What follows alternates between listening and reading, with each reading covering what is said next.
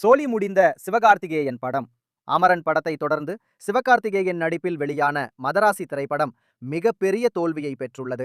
குறைவான ப்ரமோஷன், கலவையான விமர்சனங்கள் என இப்படத்தின் தோல்விக்கு ஒரு சில காரணங்களை குறிப்பிடலாம். முதல் வாரத்தில் சிறப்பான வரவேற்பை பெற்ற மதராசி முதல் திங்கள்கிழமையில் இருந்தே வசூலில் சரிவை சந்திக்க தொடங்கியது. தற்போது 2வது வாரத்தில் படம் 100 கோடி வசூலை எட்டும் என எதிர்பார்க்கப்பட்ட நிலையில் அடுத்தடுத்த நாளில் படத்தின் வசூல் சரிய தொடங்கியது.